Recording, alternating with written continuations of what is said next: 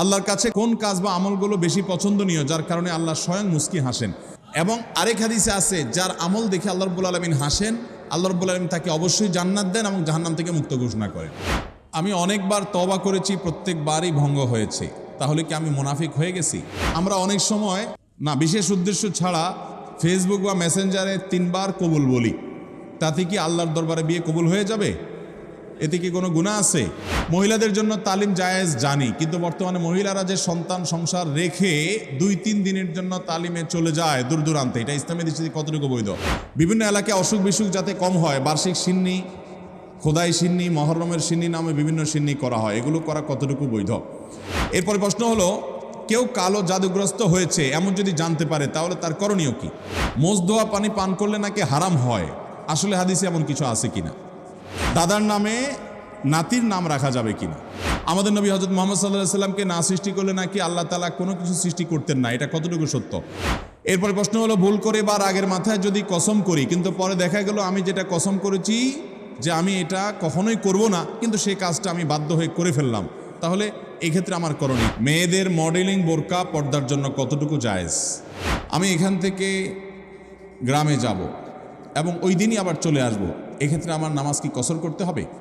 দেখুন, গ্রামে আমরা প্রত্যেকে যার যার বাড়িতে যখন যাব, সেটা আমাদের মূল ঠিকানা, আসল ঠিকানা হলে সেখানে আমি 1 ঘন্টার জন্য যদি যাই, নামাজ আমাকে পুরা পড়তে হবে।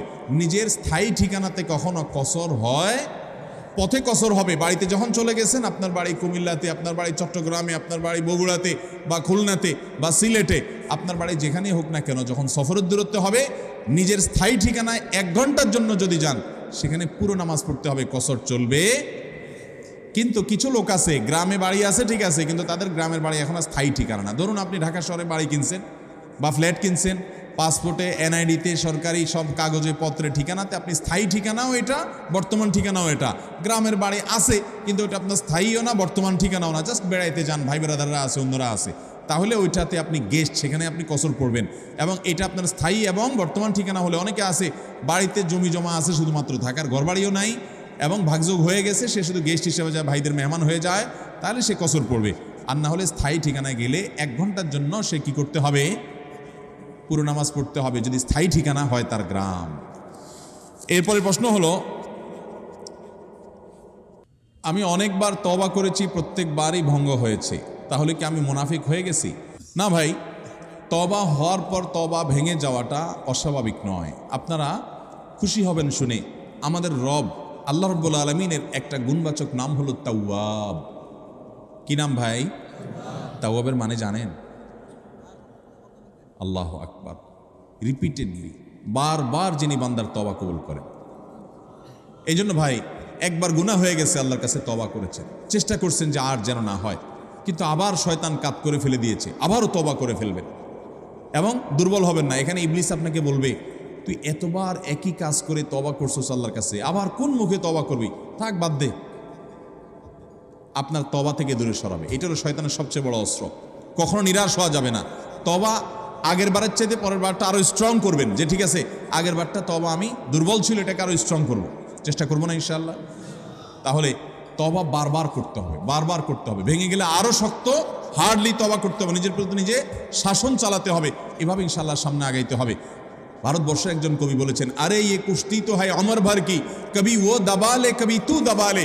ইবলিসের সাথে তোমার এই লড়াই তো সারা জীবনের। কখনো ইবলিস তোমাকে কাত করে ফেলে দিবে, তোমার দ্বারা গুনাহ করায় ফেলবে, আবার কখনো চোখের পানি ফেলে কেঁদে কেটে আল্লাহর কাছে একান্তে।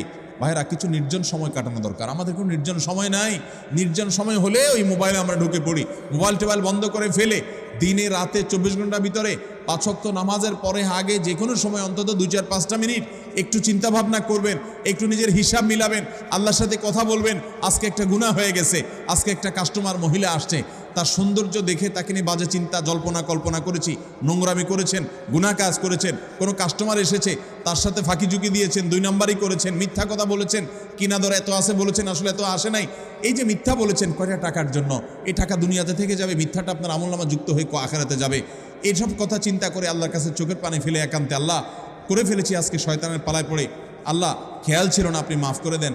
মালিক, আপনি মাফ না করলে কিয়ামতের ময়দানের শাস্তি হবে ভয়াবহ, দুনিয়াতে আপনি ছেড়ে দেন, আল্লাহ মাফ করে দেন। মাপ চায়া দুনিয়া থেকে ওইটাকে নিষ্পত্তি করেন, একটু চোখের পানি ফেলেন, সেজদায় পড়ে যান, 2 রাকাত সালাতুত তওবা নামাজ পড়ে আল্লাহর কাছে মাপ চান, এরপরের দিন আরও স্ট্রং করেন। এভাবে আপনি লড়াই চালাতে থাকবেন। আর এই কুস্তি তো হয় অমর ভর কি, কবি ও দাবালে কবি তু দাবালে। শয়তান গুনাহ কমা আপনার দ্বারা করায় সে জিতে যাবে, আর আপনি তওবা করে চোখের পানি ফেলে গুনাহ মাফ করিয়ে তারপরে আপনি শয়তানের উপরে জিতে যাবেন। তওবা করতে থাকবো তো ইনশাআল্লাহ। তওবা করতে কখনো ক্লান্ত হবেন, তওবা অব্যাহত রাখবেন, অনবরত রাখবেন। দুনিয়াতে কোনো ফেরেশতা মানুষ নাই, সবাই গুনাহ করে। এর মধ্যে সবচেয়ে উত্তম মানুষ হলো গুনাহ করার পর যে নিজের ভুল বুঝতে পেরে নিজেকে শাসন করে সংশোধন করে সে তওবা করে মাপ চায়। মনে রাখবেন, যে ব্যক্তি তওবার শর্ত আদায় করে তওবার শর্ত কি? তওবার শর্ত হলো যে কাজটা করেছি গুনার কাজ, এটার জন্য নিজেকে নিজে শাসন করলাম। কেন আমি এত নিকৃষ্ট কাজ করলাম?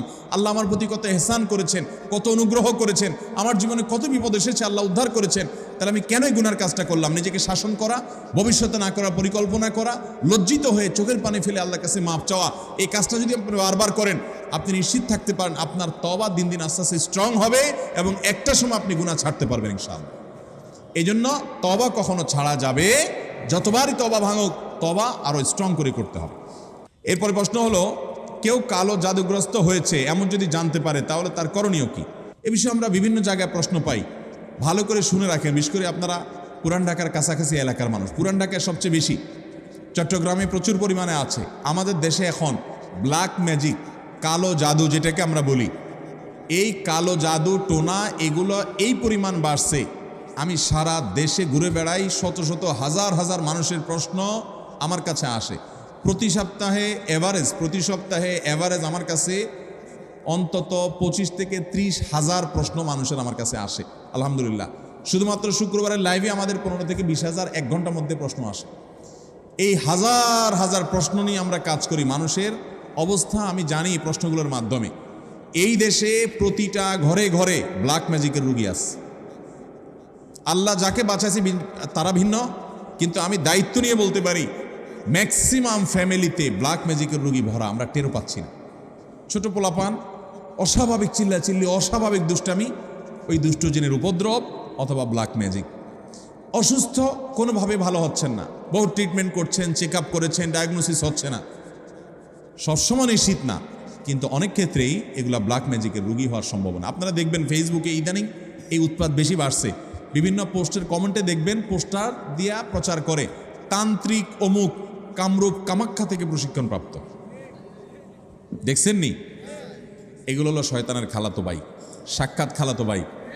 এবং আপনার বিভিন্ন ঢাকা শহরের পিলারে পিলারে দেখবেন এই তান্ত্রিক অমুক, ভাগ্য বদলায় দেয়, এটা করে সেটা করে, এসব শয়তানি অ্যাডভার্টাইজ দেখছেন না? দেখেন নাই? ব্ল্যাক ম্যাজিক এটাকে এক সময় আমাদের এক শ্রেণীর শিক্ষিত মানুষ বলতো যে এগুলো হুজুরদের আজগুবি কথা, কিসের আবার ব্ল্যাক ম্যাজিক, দেখা যায় না, শোনা যায় না, বুয়া বোগাস কথাবার্তা। ভাইরা আমার, এই যে কদিন আগে বিশ্বকাপ ফুটবল শেষ হয়ে গেল, আমি নিজে অনেকগুলো মিডিয়াতে দেখেছি বিশ্বকাপ ফুটবলে অনেক বড় বড় খেলোয়াড়দেরকে দুর্বল করার জন্য প্রতিপক্ষের খেলোয়াড় বা বাজিকরেরা, বিভিন্ন লোকেরা ব্ল্যাক ম্যাজিক করেছে এবং কোটি কোটি টাকা খরচ করে ব্ল্যাক ম্যাজিক করে তাদেরকে অচল করে দেওয়ার চেষ্টা করে। আরে বিশ্বকাপ অনেক দূরে রাখেন, আমার দেশে আসেন, একটা খেলা আছে, নাম হলো পাতা খেলা। আপনি গুগলে সার্চ দিয়ে যে পাতা খেলা দেখলে আপনি পাবেন। আমি সার্চ দিয়ে অন্তত 2-4-5টা জাতীয় দৈনিকের রিপোর্ট, প্রতিবেদন, এই খেলার আদ্য পান্ত জেনে তারপরে কথা বলছি। আমি আলহামদুলিল্লাহ ওই ফেসবুকে ঠুনকো ঠানকো কোথায় কি পাইছে টাইছে এগুলো নিয়ে আমি কথা বলি না, বক্তব্য দেই না। আমি চেষ্টা করি যেটা বলবো সেটা জেনে শুনে দায়িত্ব নিয়ে তারপরে আমি বলার চেষ্টা করি। এই পাতা খেলার উপরে আমি অনেক পড়াশোনা ঘাটাঘাটি করেছি, অনলাইনে অনেক আর্টিকেল পড়েছি, অনেক প্রতিবেদন পড়েছি। আমাদের দেশে হয়, আপনার উত্তরবঙ্গের দিকে বিশেষ করে হয়, অনেক জেলাতে। এই পাতা খেলাটা অবাক করা এক খেলা, যে এটা পুরাটাই ওই জাদুমন্ত্রের খেলা এবং এটা আমাদের দেশে অনেক আগে থেকে একসময় হিন্দুদের মধ্যে প্রচলন ছিল। এখন মুসলমানরা এটাই কোনো দোষী কিছু মনে করে না, পড়তেছে রীতিমতো কুফুরি এবং ইমান চলে যাওয়ার মতো বিষয়। এখানে কুফুরি কিছু মন্ত্র আছে, শয়তানি কিছু মন্ত্র আছে। শয়তান আমরা যাকে দেখি না, এটা আরেক আলোচনা, ঘন্টায় ঘন্টা আলোচনা করতে হবে, শয়তান নিয়ে আজকে আলোচনা করব না। এই শয়তানের মন্ত্র, কুফুরি মন্ত্র, এই মন্ত্র পাঠ করার মাধ্যমে এই অলৌকিকত্ব দেখা যায়। কি হয়েছে, একটা লোকের নাম দেয় পাতা, আসলে ওইরকম আদতে কোনো পাতা না, একটা ব্যক্তি। তো ওই ব্যক্তিকে দূর থেকে একজন জাদুকর সে মাটিতে এরকম মন্ত্র পড়ে। ওই যে যারে নাম দিছে পাতা, তার সে নিজেও জাদুকর। তার কাজ হলো সে মন্ত্র পড়ে পড়ে নিজেকে এক জায়গায় ধরে রাখবে, আর এর কাজ হলো ওরে মন্ত্র পড়ে পড়ে একটা দাগ দেওয়া আছে, দাগ পর্যন্ত নিয়ে আসবে, টেনে নিয়ে আসবে মন্ত্রের কারণে। অবাক করা বিষয় না? এবং সত্যি আনতে পারে, এই মন্ত্র দিয়ে আনে। তো আনলে এই জাদুকর জিতে যায়, আর যদি টিকে যায় তাহলে সে জিতে যায়। এই পাতা খেলা বাংলাদেশে অনেক এলাকাতে বেশ বহুল প্রচলিত, হাজার হাজার মানুষ উপভোগ করে। এই যে কুফুরি কালাম পড়ে অনেক অলৌকিক কাজ করা যায়। একটা আস্ত সুস্থ মানুষ অসুস্থ হয়ে একদম কবর পর্যন্ত চলে যাবে, টেরও পাবেন না, ভয়াবহ রোগ হবে এই ব্ল্যাক ম্যাজিকের কারণে। কালো জাদু, এটা যে বললাম খেলোয়াড়দেরকে পর্যন্ত করা হয়। এটা আমাদের দেশে ঘরে ঘরে। আপনি বাঁচতে চান, নাম্বার 1, আপনার ঘরকে কোরআন দিয়ে আলোকিত করতে হবে। ভাইরা আমার, আমি বিভিন্ন সময় বলার চেষ্টা করি, আপনি ইমানদার হিসেবে, মুসলমান হিসেবে আপনার মধ্যে শয়তান মাঝে মধ্যে সন্দেহ ঢুকায় যে ইসলাম আসলে সত্য কিনা, না হুজুররা এসব বকওয়াস কথা বলে টলে। আপনার ইমানের মধ্যে যদি কোনো প্রকার সংশয় শয়তান সৃষ্টি করতে চায়, আমি আপনাকে দায়িত্ব নিয়ে আল্লাহর শপথ করে বলতে পারি, এই কোরআন হলো এমন এক জীবন্ত মিরাকল, জীবন্ত মুজিজা। এই কোরআনের অলৌকিকত্ব দেখার পর আপনি ঈমান আনতে বাধ্য হবেন। পৃথিবীতে যত বেঈমান মুসলমান হয়, যত কাফেররা ঈমান আনে, তাদের বেশিরভাগ দেখবেন এই কোরআন যখন নির্মোহভাবে আগাগোড়া পড়ে ফেলে, সে এর কাছে মাথা নত করা ছাড়া কোনো উপায় থাকে না। ওমর রাদিয়াল্লাহু তাআলা আনহুর মতো জাদ্রেল মানুষ যাচ্ছিলেন নবী করিম সাল্লাল্লাহু আলাইহি ওয়াসাল্লামকে হত্যা করার জন্য। বোনের বাসায় যায় দেখে বোন তেলাওয়াত করতেছে, আওয়াজ শুধু শুনছে, তেলাওয়াত শুনেই পাগল হয়ে গেছে। আরে এ তো সাধারণ কোনো কথা না, আকৃষ্ট হয়ে গেছেন। তরবারি হাতে নিয়ে নবী সাল্লাল্লাহু আলাইহি ওয়াসাল্লামের দরবারে চলে গেছেন। সাহাবীরা তো ঠেকাইতে আছে, নবী সাল্লাল্লাহু আলাইহি ওয়াসাল্লাম তো জানেন ওহী পাঠাইছে আল্লাহ তাআলা, বলে আসতে দাও, ঠেকায়ও না। গেছে হত্যা করার জন্য, ঈমান নিয়ে ফিরে চলে আসছে কোরআনের কারণে। মুসলমানদের বাসা বাড়িতে আজকাল কোরআন তেলাওয়াত হয় না। আপনার বাসা বাড়িতে কোরআন তেলাওয়াত চালু করেন, আওয়াজ দিয়ে, উচ্চস্বরে, মনে মনে না, আওয়াজ দিয়ে কোরআন তেলাওয়াত চালু করেন, কোরআন পড়েন এবং অডিও চালায় রাখেন। ব্ল্যাক ম্যাজিক, দুষ্টজিনের উপদ্রব থেকে বাঁচার জন্য এটা মহৌষধ। বিশেষ করে একটা সূরা, সূরা বাকারা জোরে জোরে নিজেরা তেলাওয়াত করেন। তেলাওয়াত করতে পারেন না তো অডিও চালায় রাখেন। সূরা বাকারার তেলাওয়াত যত বেশি ভাষায় চালু করে রাখবে, নবী সাল্লাল্লাহু আলাইহি ওয়াসাল্লাম হাদিসে বলা আছে, দুষ্টজিন এবং শয়তান ভাষায় প্রভাব ফেলতে পারবে না। এক। দ্বিতীয় আমল, তাহলে কোরআন বেশি বেশি পড়বেন, বিশেষ করে সূরা বাকারা।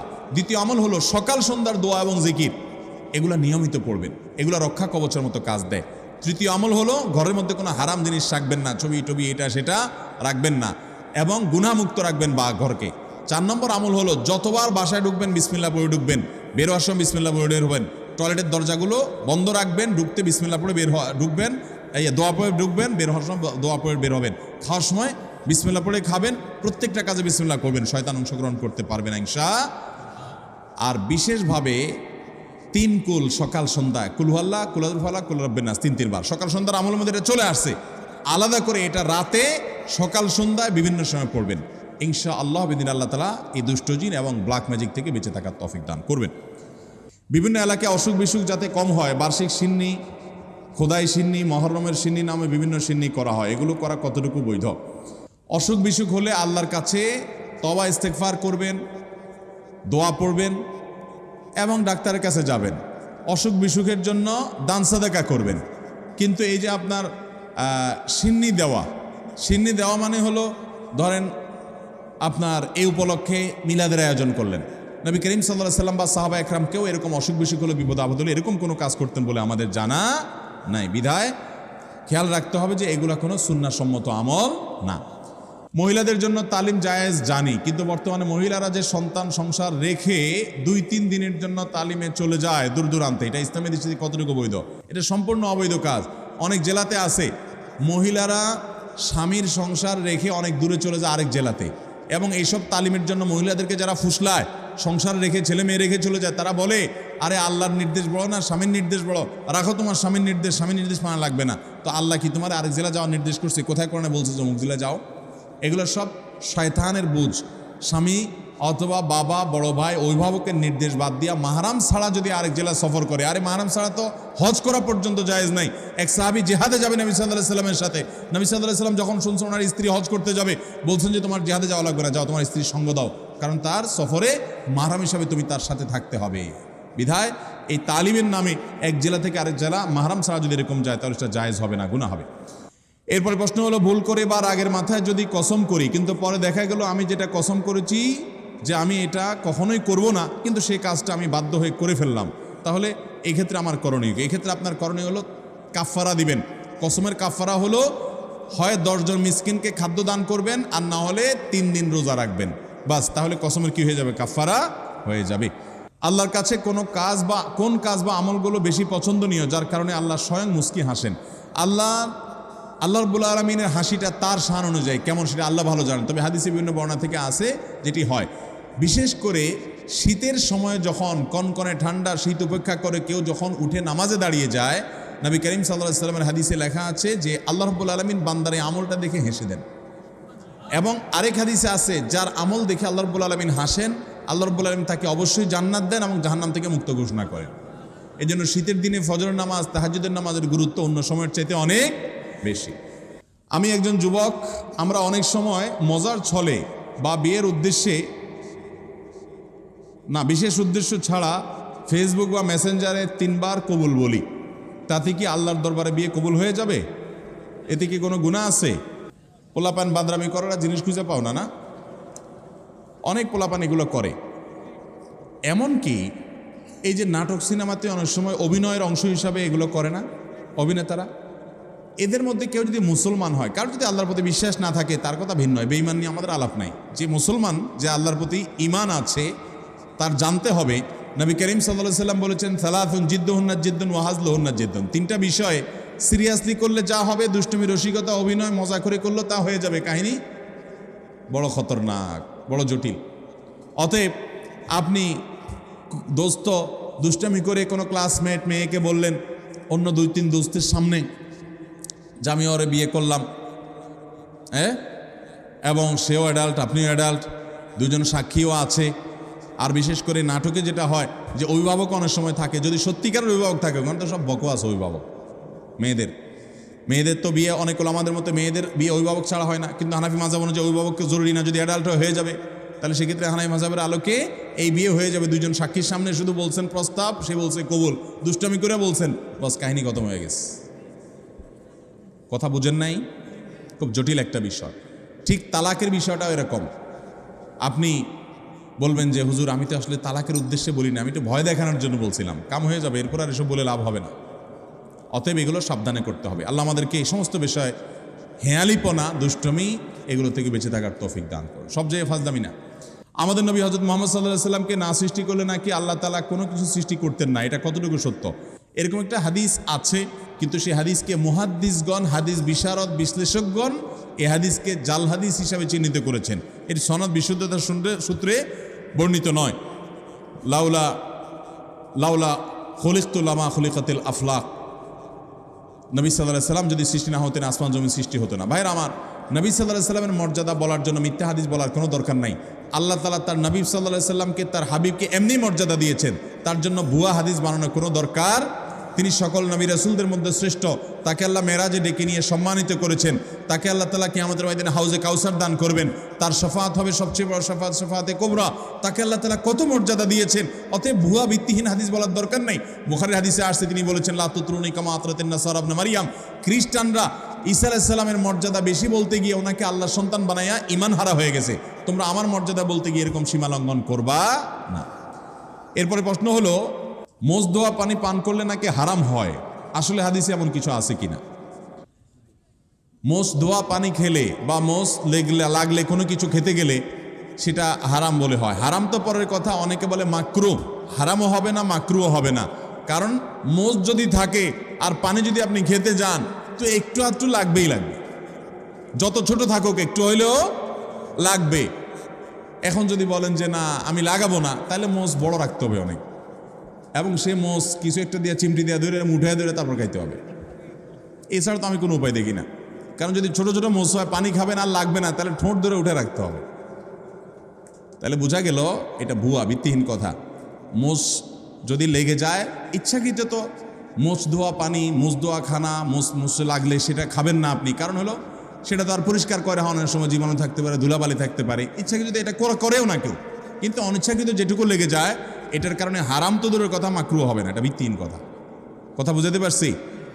কোন মদ করে বলে শুনছে এই ফতোয়া, যে মোজ দোয়া পানি খাইলে গুনাহ হয়, মাকরুহ হয়। এই জন্য সে মদ খাওয়ার সময় তার মোজ বড় ছিল, উঠায় ধরে মদ খাইত। যে মদ খাওয়ার সময় যদি মাকরুহ হয়ে যায় তাহলে আল্লাহ নারাজ হয়ে যাবে, এই জন্য সে মোজ উঠায় নাকি মদ খাইত।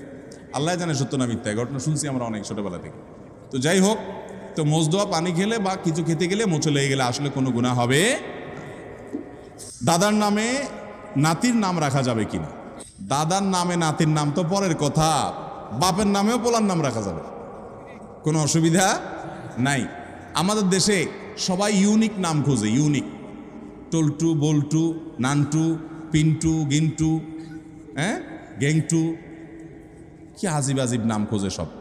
আরে ভাই, সবাই বলে ইউনিক নাম লাগবে, আনকমন না লাগবে কেন? আমরা আনকমন নাম লাগবে কেন? শুনেন, সৈয়দ আবুল হাসান আলী নদভী রহমতুল্লাহ আলাই ভারতবর্ষের সবচেয়ে বড় আলেমদের একজন ছিলেন এবং মুসলিম বিশ্বের নোবেল খ্যাত কিং ফয়সাল অ্যাওয়ার্ড পুরস্কার, এটা সারা বিশ্বে, বিশেষ করে এই ভারতবর্ষে অল্প কয়েকজন মানুষ পাইছে, এর মধ্যে উনি একজন ছিলেন। অনেক বড় পণ্ডিত মানুষ ছিলেন। সারা ওয়ার্ল্ডের বড় বড় ইউনিভার্সিটি, অক্সফোর্ডের মতো ইউনিভার্সিটি, বড় ইউনিভার্সিটিগুলোতে অতিথি লেকচার হিসেবে তিনি লেকচার দিতেন এবং মদিনা ইউনিভার্সিটির উপদেষ্টা পরিষদে ছিলেন অনেক শুরু থেকে। অনেক বড় ব্যক্তিত্ব ছিলেন সৈয়দ আবুল হাসান নদভী রহমতুল্লাহ আলাই। এ আল্লাহর বান্দা, তার পরিবারে কয়েকজন বাচ্চার নাম, কয়েক ভাই, একই ফ্যামিলিতে কয়েকটা ছেলে হয়েছে, সবগুলোর নাম রাখছে মোহাম্মদ। তাহলে একটা মুসিবত না? 4 ভাইয়ের নাম যদি মোহাম্মদ হয়, কোন মোহাম্মদও ডাক দিলে কোন মোহাম্মদ আসবে? এই জন্য পার্থক্য করার জন্য নাম দিছে মোহাম্মদ আউয়াল, মোহাম্মদ সানি, মোহাম্মদ সালেস, মোহাম্মদ রাবে। অর্থাৎ মোহাম্মদ ফার্স্ট, মোহাম্মদ সেকেন্ড, প্রথম মোহাম্মদ, দ্বিতীয় মোহাম্মদ, তৃতীয় মোহাম্মদ। তৃতীয় মোহাম্মদ বললে একজন আসে, চৌথ মোহাম্মদ আসলে আরেকজন আসে। এটা বলার উদ্দেশ্য হলো যে একই নাম আমাদের দেশে অনেককে আমরা নাম চাই, হুজুর একটা নাম দেন, তো বলি ভাই সবচেয়ে উত্তম নাম আব্দুল্লাহ, আব্দুর রহমান হাদিসে আসছে। সবচেয়ে সুন্দর নাম কি নাম? আব্দুল্লাহ। এবং কিয়ামতের মধ্যে মানুষকে নাম ধরে ডাকা হবে। পোলার নাম টল্টু রাখবেন, তো আপনারা কি আল্লাহ তাআলা ডাকবেন, ও টল্টুর বাপ আসো? কেমন লাগবে জিনিসটা? আল্লাহর বান্দা, নামের মধ্যেই তাওহীদ, নামের মধ্যেই ইমানের শিক্ষা থাকবে। আল্লাহর বান্দা আব্দুল্লাহ, আব্দুর রহমান। তো অনেককে নাম দিলে বলে কি, ভাই এটা আমাদের ফ্যামিলিতে আছে। কার নাম? বলে আমার বোনের ননদের ছেলের নাম। বোনের ননদের ছেলের নাম। তো তোমার বোনের ননদের ছেলে আর এই ছেলে জীবনে কয়বার একত্র হবে? এসব বকওয়াস চিন্তা করতে মাথায় আসে। এমনকি কাছাকাছি ফ্যামিলি থাকলে অসুবিধা নেই, ভালো নামগুলো দেখে দেখে রাখতে হবে। যাই হোক, বাপের নাম এবং ছেলের নাম পর্যন্ত আরবে অনেক দেশে এক নাম আছে। তো দাদার নামে নাতির নাম রাখাতে কোনো অসুবিধা, আবার মেয়ের নাম মায়ের নামে রাখতেও কোনো অসুবিধা। অনেকে রাখে না, এটাকে ভিন্ন চিন্তা। সেটা হলো যে মেয়েকে নাম ধরে ডেকে, কথার কথা মায়ের নাম ফাতেমা, এখন মেয়ের নামও যদি আমি ফাতেমা রাখি, তাহলে একসময় বলবো ফাতেমা এদিকে, ফাতেমা এদিকে কেন করছিস বেয়াদব ফাতেমা কোথাকার, তখন মার প্রতি অসম্মান হয় কিনা। এরকম ভক্তি কোথায় চলে গেছে চিন্তা করছেন? এটা বলে অতিরিক্ত সতর্ক থাকা। ওই যে একটা গল্প শুনছিলাম একবার, যে এক লোক সেলাই করতেছে, জামা কাপড় কিছু একটা সুই দিয়ে সেলাই করতেছে। তো এরকম সে নিচে সেলাই করতেছে, জানে সেলাইয়ের দোকান আছে, কেউ সেলাই করে। আরেকজন দোতলায় শুয়ে রয়েছে, তো দোতলায় সে ফ্লোরে শুয়ে রয়েছে, তো একটু পরপর সে মাথা উঠে ফেলা এরকম। তো আরেকজন বলে এরকম কেন করো? বলো যে নিচে সেলাই করতেছে এরকম করে, সতর্কতার মাইন্ড নেই, যদি মাথা লেগে যায়। অতি সতর্ক হইতে হইতে কোন লেভেলে গেছে চিন্তা করছেন? যদি এরকম কেউ করে পাগলামি, তো সেটা যেরকম হাস্যকর হবে, ঠিক এটাও এরকম হাস্যকর হবে। আপনার ছেলের জন্য, আপনার মেয়ের জন্য সুন্দর নাম রাখবেন। আপনি অতিরিক্ত সতর্ক হয়ে আমি মেয়ের নাম যদি ফাতেমা রাখি, আমার মার নামও ফাতেমা, তাহলে মেয়েরে ফাতেমা বলে এসে যদি কখনো বকাঝকা দেয়, তাহলে আমার মার প্রতি বেয়াদবি হবে। এত ভালো না, এটা অতিরিক্ত ভালো, অতিরিক্ত ভালো না। অতএব মা বা বাবার নামে ছেলে বা মেয়ের নাম রাখাতে কোনো অসুবিধা নেই। মেয়েদের মডেলিং বোরকা পর্দার জন্য কতটুকু জায়েজ? আপনারা অনেকে বোরকা বিক্রি করেন না, এখানে আছে না ভাইরা আমার? যেই সমস্ত বোরকার মধ্যে কারুকার্য আছে অনেক বেশি, বোরকার মধ্যে আবার মডেলিং হয়, অবাক করা বিষয়। কিয়ামতের আগে যে আসলে আরও কত কিছু হবে। এই বোরকার উপরে যদি মডেলিং কারুকার্য হয়, চাকচিক্য হয়, বোরকা যদি খুব টাইট ফিট হয়, বোরকা যদি এমন হয় যে বোরকা বরং পুরুষের দৃষ্টিকে আরও বেশি আকর্ষণ করে, তাহলে এই বোরকা ঢাকার জন্য আরেকটা বোরকা লাগবে। তা না হলে পর্দা হবে। পর্দার উদ্দেশ্য হলো নিজের সৌন্দর্যকে অনাবৃত করা, নিজের সৌন্দর্যকে ঢেকে রাখা, এটাই হলো পর্দার কি উদ্দেশ্য। সেখানে যদি পর্দার উদ্দেশ্যটাই নষ্ট হয়ে যায়, তাহলে এই বোরকা পরলে পর্দা করার যে নির্দেশ সেটা পালন হবে। ভাইরা আমার, এই জন্য টেডি মার্কা বোরকা, আপনার এই মডেলিং মার্কা বোরকা, স্টাইলিশ বোরকা, এগুলা পর্দা হবে না এগুলা দ্বারা। হ্যাঁ, কোনো নারী তিনি খোলামেলা চলাফেরা করেন, তিনি দিনের পথে মাত্র আসছেন, মডেলিং দিয়ে শুরু করছেন, আস্তে আস্তে ইনশাল্লাহ পিওর বোরকা যাবেন, হ্যাঁ, সেই হিসাবে তার জন্য আমি বলতে পারি এটা ওজোর, ঠিক আছে, উনি চেষ্টা করেছেন, শুরুটা অন্তত করেছেন। কিন্তু ভাইরা, পরিপূর্ণ পর্দা করতে চাইলে এই মডেলিং বা স্টাইল মার্কা বোরকা হবে। আচ্ছা বলেন তো, আপনার আমার মা বোন বা স্ত্রীকে যদি আমরা বাহিরে নিয়ে যাই, তাদের সাথে আমরা বাহিরে যাই, তারা যদি খোলামেলা পোশাক পরে যায় বা এমন পোশাক পরে যায় যেটা সব পুরুষের দৃষ্টিকে আকৃষ্ট করে, তাহলে অন্য সব পুরুষরা তার দিকে তাকাইলে আপনার কাছে ভালো লাগে না খারাপ লাগে? কেমনে খারাপ লাগে? অনেক পুরুষটা আছে বউয়ের ছবি ফেসবুকে দিয়ে বলে আপনাদের ভাবি কেমন হলো বললেন। অনেক পুরুষ এই কাম করে না? ফেসবুকে আবার কমেন্টে নিচে দিয়া দোস্তরা লেখে, দোস্ত ভাবি অনেক সুন্দর, মাশাআল্লাহ, আবার মাশাআল্লাহ লেখে।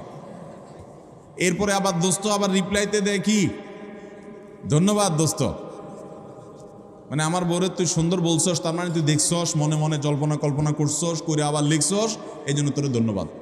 ভাইরা আমার, মানুষের বিবেক যখন লোপ পেয়ে যায় তখন সে হিতাহিত জ্ঞান হারিয়ে ফেলে। আমাদের মা, আমাদের বোন, আমাদের মেয়ে, আমাদের স্ত্রী, তাদেরকে নিয়ে আমরা যখন খোলামেলা পোশাকে যাব, কোনো বিয়েতে আপনি যখন যাবেন, কোনো মার্কেটে যাবেন, একেবারে চাকচিক্যপূর্ণ পোশাক, একদম খোলামেলা অশ্লীল, তো জগতে বা রাস্তায় যত পুরুষরা তাদেরকে দেখবে, এই সৌন্দর্য দেখার পর পুরুষদের মনে মনে তাকে নিয়ে বাজে চিন্তা, জল্পনা কল্পনা, মনে মনে জেনা, এটা হবে কি হবে না? না, হবে না। সবাই কি বাজে চিন্তা করে আপনার মতো? পবিত্র চিন্তা করতে পারে না? কি বলেন ভাইরা আমার? যারা নিজেদের বউকে নিয়ে এটা নিয়ে সন্দেহে আছেন, আমি তাদেরকে বলতেছি, আমাকে উত্তর দেওয়া লাগবে না, আপনার নিজেকে প্রশ্ন করেন, নিজের বিবেককে প্রশ্ন করেন। আপনি এরকম মহিলা রাস্তাঘাটে দেখলে আপনার কি হাল হয়? আপনি যা যা চিন্তা করেন, আপনার বউ, আপনার মা বোনকে নিয়ে এভাবে আপনি বের হলে অন্যরাও সে চিন্তাই করে। আল্লাহ আমাদের বিবেকটাকে খোলার তৌফিক দান করুন। আমি মিডল ইস্টে, বিশেষ করে সৌদি আরবে অনেক মানুষ দেখছি, দিনদারির নামগন্ধ নয়, টাকা নিচে সে জুব্বা পরে, হারাম কাজ করে, বিড়ি খায়, সিগারেট খায়, 2 নম্বরই করে, মানে মুসলমান হিসেবে কোনো ভালো মুসলমান না। কিন্তু গল্লির ঠাওয়ার ঠিক আছে, জায়গা মতো সে একেবারে সুসের মতো সোজা, বইয়ের ব্যাপারে পরিপূর্ণ পর্দা মেনটেন করে, কোনো রাষ্ট্রীয় নির্দেশের কারণে না। বেশিরভাগ পুরুষরা এটা করে এই জন্য, কারণ সে জানে তো সে নিজে অন্যের মেয়েকে খোলামেলা দেখলে কি জল্পনা কল্পনা তার মনে আসে সে জানে, অতএব তার স্ত্রীকে নিয়ে গেলে অন্যরা কি জল্পনা করবে সে জানে, এই জন্য তার আত্মসম্মান বোধের জায়গা থেকে সেটা করে। মুসলমান নারী, তার ভিতরে আত্মসম্মান বোধ থাকবে যে আমাকে নিয়ে মানুষ বাজে চিন্তা করবে, জল্পনা কল্পনা করবে, নোংরা চিন্তা করবে, এটা কোনো নারী করতে দিতে পারে? একজন খোলামেলা বেপর্দা নারীকে দেখে যত মানুষ মনে মনে তাকে জেনা করে, সে মনের কথাগুলো যদি মানুষ বলতো, এই নারী জুতা দিয়ে পিটতে পিটতে রাস্তা যাইত। কিন্তু সে মনে মনে মানুষের এই জেনার কাজ সে করে যাচ্ছে। আল্লাহ আমাদেরকে পর্দার গুরুত্ব বোঝার তৌফিক দান করুন। এটা নারীর জন্য অসম্মান না, এটা নারীর জন্য বরং সম্মানের, এটা নারীর ইজ্জত রক্ষার জন্য সবচেয়ে বড় মাধ্যম। আমাদের সেকুলার, অতি সেকুলার, উগ্র নাস্তিক বন্ধুরা বলে যে হুজুরদের মনটাই খারাপ, এই বেটারা বলে মহিলাদের দেখতে বলে তাদের বলে অবস্থা খারাপ হয়, এই বেটাদের চরিত্রই খারাপ। অর্থাৎ আমাদের এই ভাইরা যারা এই সমালোচনা করতেছেন, আমাদের এই ভাইগুলোর দ্বারা মনে হচ্ছে যে ওনাদের মনের ভিতরে কোনো এই সমস্ত বাজে চিন্তা আসে না, ওনাদের মনটা একদম ফেরেশতার মতো পবিত্র। এরকম যাদের কোনো চিন্তা জল্পনা কল্পনা আসে না, এরা হয় মিথ্যুক আর না হলে রুগী। হয় এগুলারে ডাক্তার দেখাইতে হবে, পুরুষত্বের ঘাটতি আছে, আর নাহলে মিথ্যুক। আল্লাহ তাআলা সৃষ্টি করেছেন এভাবে, তোমার কোনো মনে চিন্তাই বাজে আসে না, তোমার মতো এই অসুস্থ মানুষ, তোমার তো হাসপাতালে ভর্তি হওয়া উচিত। আল্লাহ রাব্বুল আলামিন আমাদেরকে পর্দার গুরুত্ব বোঝার তৌফিক দান করুন।